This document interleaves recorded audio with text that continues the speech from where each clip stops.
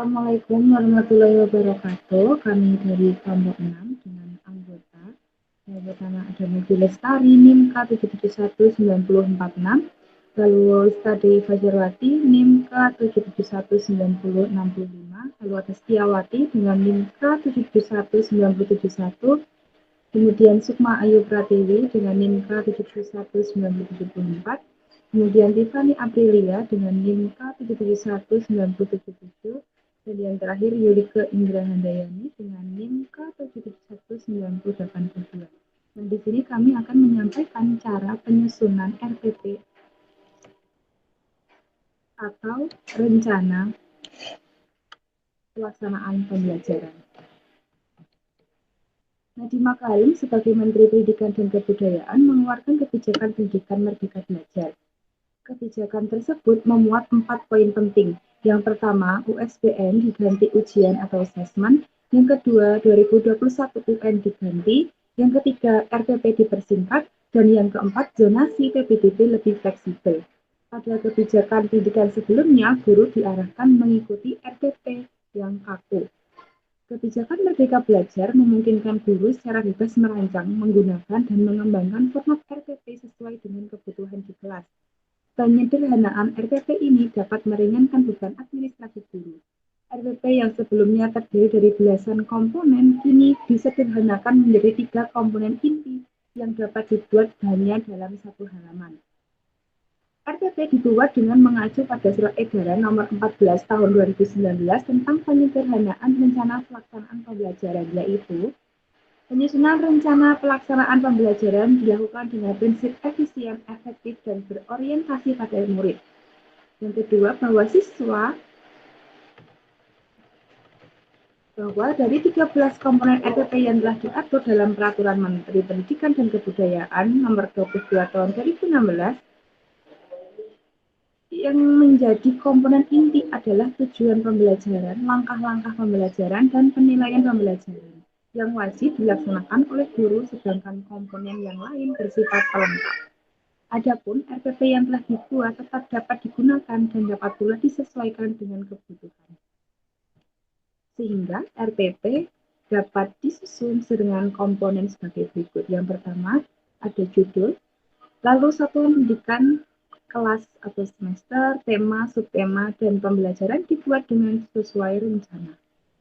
Satuan pendidikan untuk SMK, mata pelajaran akuntansi dasar, kelas dan semester, kelas 10 untuk semester 1, materi pokok mengenal akuntansi, alokasi waktu 7 jam pelajaran. Nah, yang pertama ini ada kompetensi dasar. Kompetensi dasar adalah konten atau kompetensi yang terdiri atas sikap, pengetahuan, dan keterampilan yang bersumber pada KI yang harus dikuasai peserta didik. Kompetensi tersebut dikembangkan dengan memperhatikan karakteristik peserta didik, kemampuan awal, serta ciri dari suatu mata pelajaran. Tujuan mengacu pada aspek yang hendak dicapai di dalamnya, yaitu meningkatkan pengetahuan di bidang kognitif, mengasah bakat, minat, dan kemampuan, mengajarkan norma-norma untuk mempraktikkan segala tugas yang menjadi tanggung jawab, dan memperbaiki sikap individu. Adapun fungsi dari kompetensi dasar ini adalah sebagai acuan atau rujukan guru dalam menyusun indikator kompetensi pada pembelajaran di kelas. Dengan demikian akan tercapai tujuan pembelajarannya. Nah, langkah-langkah untuk menyusunnya itu yang pertama membuat penjabaran kompetensi dasar yang terkait dengan mata pelajaran yang diampu, kemudian menuliskan rumusannya, lalu kemudian melakukan pengkajian guna identifikasi indikator yang tepat, lalu merumuskan indikator tanpa melihat urutannya, dan yang terakhir melakukan pengkajian ulang terhadap indikator apakah sudah dipresentasikan dengan baik. Nah, lalu melakukan pengecekan terhadap keakuratan indikator. Barulah Bapak Ibu guru bisa menurutkan sesuai urutan yang berlaku. Nah, kelompok kami di sini telah merumuskan 4 kompetensi dasar. Yang pertama, mampu merasa bersyukur atas karunia Tuhan Yang Maha Esa untuk memahami tentang mengenal akuntansi. Yang kedua, mampu merasa antusias, tanggung jawab, dan memiliki motivasi untuk mengenal akuntansi. Yang ketiga, mampu berpikir, responsif, dan aktif dalam mengenal akuntansi. Dan yang terakhir, mampu bertindak, mengolah, menganalisis, dan menerapkan pengetahuan tentang akuntansi. Nah, penjelasan selanjutnya akan dilanjutkan oleh rekan saya, Megi. Yang selanjutnya, tujuan pembelajaran. Tujuan pembelajaran ini menggambarkan proses dan hasil belajar yang diharapkan dicapai oleh peserta didik sesuai dengan kompetensi dasar. Dalam pengembangan tujuan pembelajaran ini tidak terlepas dari kompetensi inti dan kompetensi dasar yang mencakup sikap, pengetahuan, dan keterampilan. Dalam merumuskan tujuan pembelajaran, diusahakan harus memuat 4 hal yang biasa dikenal dengan singkatan ABCD. A. Audiens, yaitu siswa. B. Behavior, atau kemampuan yang akan dicapai setelah mengikuti pembelajaran. C. Condition, yaitu aktivitas yang akan dilakukan dalam pembelajaran. Dan D. Degree, yaitu tingkatan atau perilaku yang diharapkan. Nah, kelompok kami dalam RPP ini sudah membuat tujuan pembelajaran ada 4, yaitu tujuan pembelajaran 1.1, siswa mampu merasa bersyukur atas mengenal akuntansi. 2.1, siswa mampu merasa antusias, tanggung jawab, dan memiliki motivasi atas mengenal akuntansi. Tujuan pembelajaran 3.1, siswa mampu berpikir tentang mengenal akuntansi.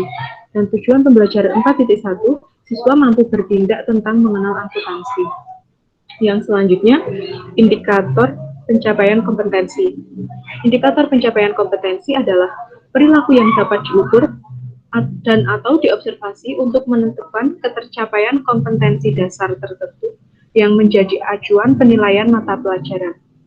Fungsi penentuan indikator ini adalah untuk mengembangkan materi pembelajaran atau bahan ajar, mendesain kegiatan pembelajaran, dan merancang serta melaksanakan penilaian hasil belajar.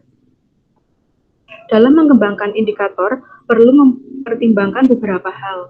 Yang pertama, tuntutan kompetensi yang dapat dilihat melalui kata kerja yang digunakan dalam KD. Kedua, karakteristik mata pelajaran peserta didik dan sekolah. Dan yang ketiga, potensi dan kebutuhan peserta didik, masyarakat, dan lingkungan daerah. Indikator ini dikembangkan dalam kata kerja operasional yang dapat diukur. Dalam kelompok kami ini sudah menyusun indikator pencapaian kompetensi. Di sini dikembangkan dari masing-masing KD itu dikembangkan menjadi 2 indikator pencapaian kompetensi. Contohnya yaitu yang indikator pencapaian kompetensi 1.1.1 mensyukuri karunia Tuhan Yang Maha Esa atas pemberian amanah untuk memahami tentang mengenal akuntansi, dan bisa dilihat pada lampiran tentang indikator pencapaian kompetensi seterusnya. Selanjutnya akan dijelaskan oleh rekan saya.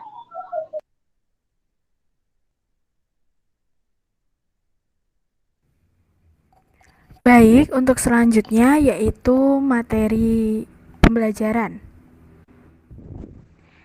Nah, materi pembelajaran itu adalah materi yang digunakan untuk mencapai tujuan pembelajaran dan indikator. Materi itu dikutip dari materi pokok yang ada dalam silabus. Kemudian, materi pokok tersebut dikembangkan menjadi beberapa uraian materi. Nah, untuk memudahkan penetapan uraian materi dapat diacu dari indikator. Kemudian, bagaimana sih langkah-langkah kita dalam menentukan materi pembelajaran? Yang pertama yaitu kita harus menyesuaikan atau mengidentifikasi standar kompetensi dan kompetensi dasar. Yang kedua yaitu kita harus menyesuaikan juga menentukan jenis materi yang sesuai dengan standar kompetensi dan kompetensi dasar. Kemudian selanjutnya memilih sumber ajar, sumber bahan ajar. Nah, di sini adalah contoh materi pembelajaran yang telah disesuaikan dengan standar kompetensi dan kompetensi dasar. Mengenal akuntansi berupa pengertian akuntansi dan seterusnya. Kemudian, selanjutnya yaitu metode pembelajaran.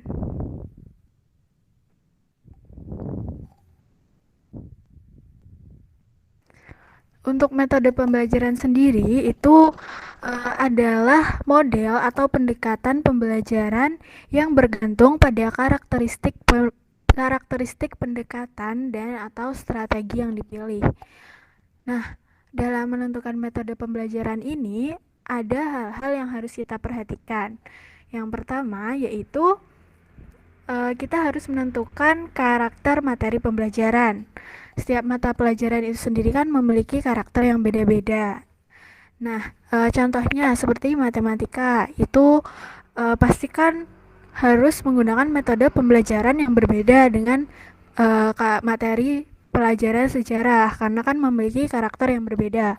Kemudian ketersediaan sarana belajar itu seperti alat, sarana, dan media yang tersedia di sekolah atau yang akan digunakan pada saat pembelajaran.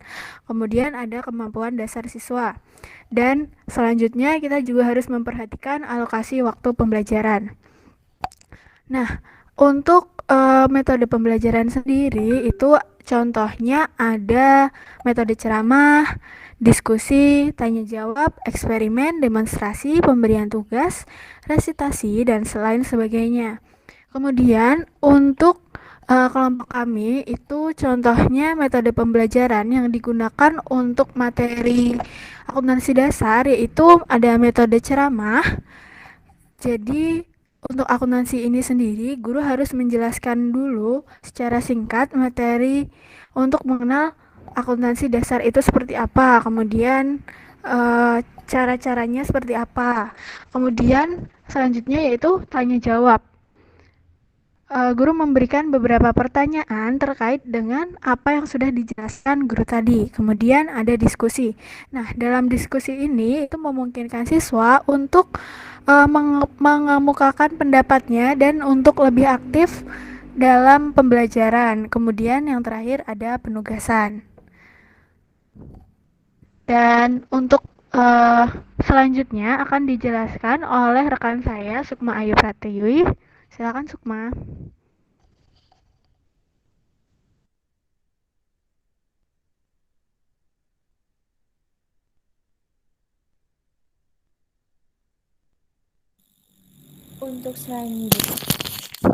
Untuk yang selanjutnya, itu ada media pembelajaran. Jadi media pembelajaran adalah media atau alat yang akan digunakan untuk membantu proses belajar mengajar.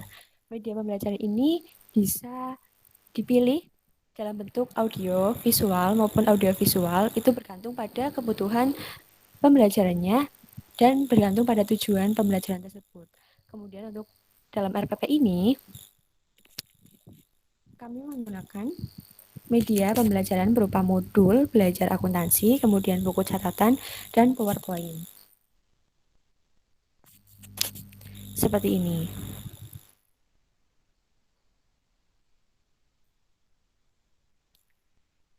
Lalu yang selanjutnya,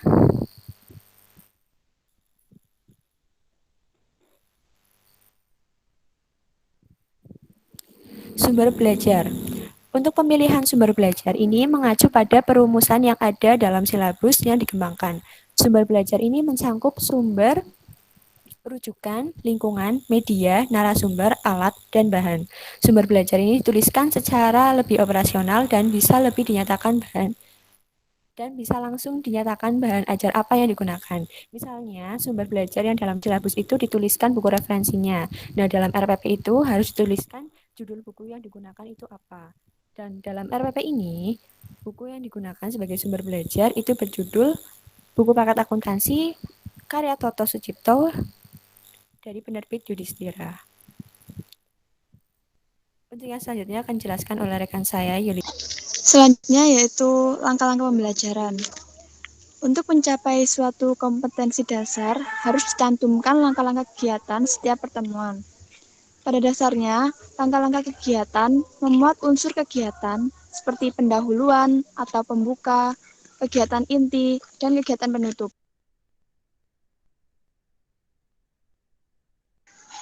Yang pertama, yaitu kegiatan pendahuluan atau kegiatan awal. Kegiatan pendahuluan ini terdapat 2 poin, yaitu orientasi dan apersepsi. Yang dimaksud dari orientasi ini adalah memusat perhatian siswa terhadap materi yang akan dibelajarkan. Sedangkan yang apersepsi, yaitu memberikan persepsi awal kepada siswa tentang materi yang akan diajarkan. Contoh RPP yang telah kami buat yaitu, yang pertama kegiatan awal itu guru memberikan salam, guru mempersilahkan salah satu siswa untuk memimpin doa, guru memeriksa kehadiran siswa, Guru memberikan ulasan mengenai materi sebelumnya. Guru menyampaikan manfaat kepada siswa yang akan diperoleh dan mempelajari materi mengenal akuntansi. Dan untuk kegiatan awal ini, alokasi waktu yang diberikan yaitu 15 menit. Selanjutnya kegiatan inti.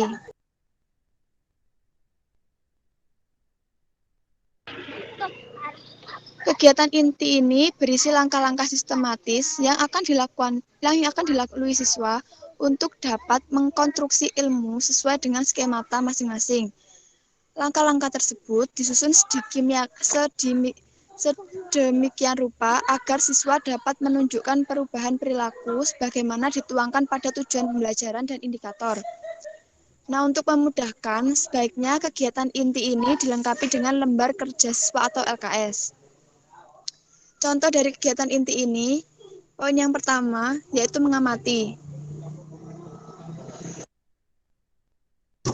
Guru meminta siswa untuk mengamati PowerPoint dan buku teks yang berhubungan dengan materi mengenal akuntansi. Guru meminta siswa untuk mencatat hal-hal penting berkaitan dengan materi mengenal akuntansi. Poin yang kedua, penanya. Guru meminta siswa untuk berdiskusi kelompok untuk mendapatkan klarifikasi tentang materi mengenal akuntansi. Poin yang ketiga, mengeksplorasi. Guru meminta siswa mengumpulkan data dan informasi tentang materi mengenal akuntansi. Poin yang keempat, asosiasi.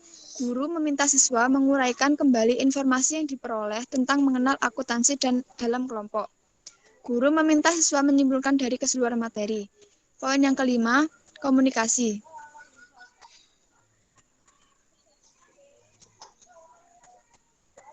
Guru memberikan kesempatan kepada siswa untuk memberikan pendapat, masukan, tanya jawab selama proses diskusi.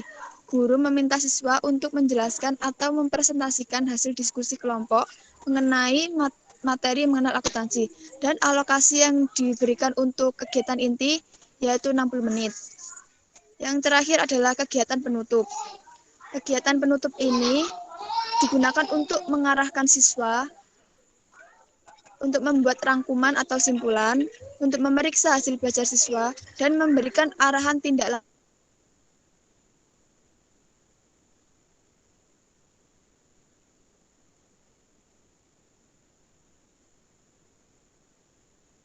Akuntansi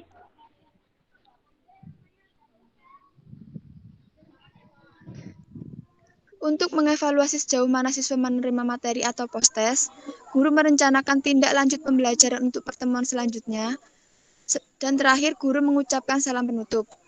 Dan kegiatan akhir ini dialokasikan 15 menit.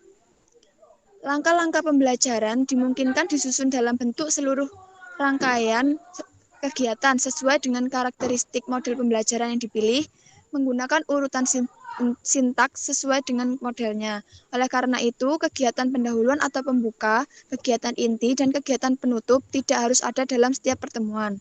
Selanjutnya akan dijelaskan rekan saya yaitu Yulike.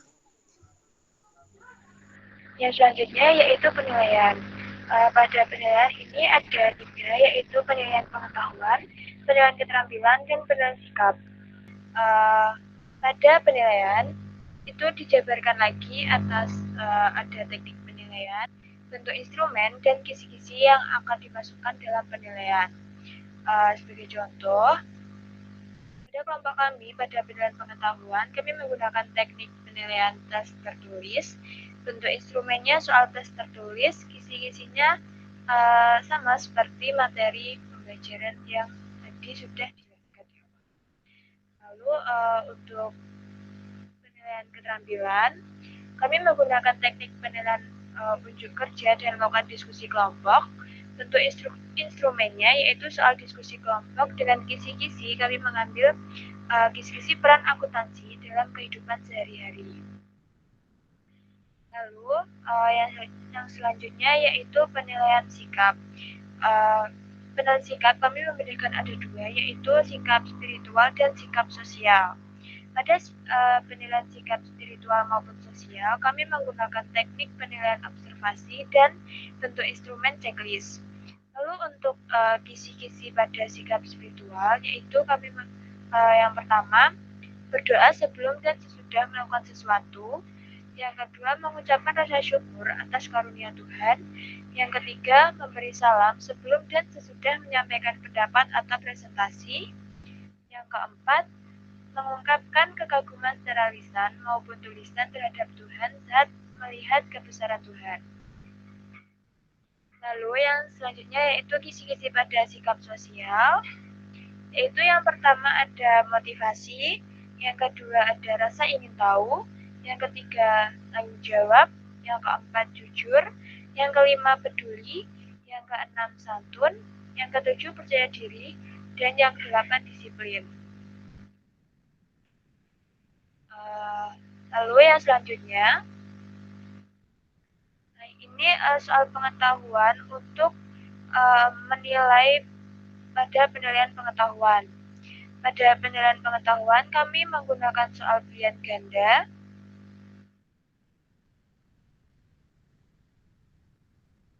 Lalu yang selanjutnya yaitu soal praktek atau keterampilan. Itu topik diskusinya seperti pada kisi-kisi tadi, yaitu menjelaskan peran-peran akuntansi dalam kehidupan sehari-hari. Lalu untuk kolom penilaiannya, seperti yang telah ditampilkan, yaitu ada elemen yang dinilai. Yang pertama pelaksanaan presentasi, yang kedua penyajian materi atau jawaban, yang ketiga waktu, yang keempat kerjasama, yang kelima kesempatan pada audiens, yang keenam kesimpulan materi, dan yang ketujuh menutup presentasi. Lalu untuk mencari nilai menggunakan rumus jumlah skor peserta didik dibagi skor maksimal dikali 100. Lalu yang selanjutnya ada penilaian sikap spiritual. Itu dalam bentuk kolom, ada kolom nomor, nama siswa, dan aspek yang dinilai sesuai dengan kisi-kisi tadi, yaitu berdoa sebelum aktivitas, bersyukur, mengucap salam, beribadah dengan baik. Lalu skornya itu diisi dengan angka 1 sampai 5 dengan keterangan 1 itu sangat kurang, 2 itu kurang, 3 itu cukup, 4 itu baik, dan 5 itu sangat baik. Lalu yang terakhir ada penilaian sikap sosial, yaitu sama menggunakan kolom, ada kolom nomor, kolom nama siswa, dan kolom sikap yang dinilai, yaitu ada motivasi, rasa ingin tahu, tanggung jawab, jujur, peduli, kerjasama, santun, percaya diri, dan disiplin sesuai dengan kisi-kisi tadi. Yaitu sama dengan diisi skor 1 sampai 5 dan keterangan 1 itu sangat kurang, 2 itu kurang, 3 itu cukup, 4 itu baik, dan 5 itu sangat baik.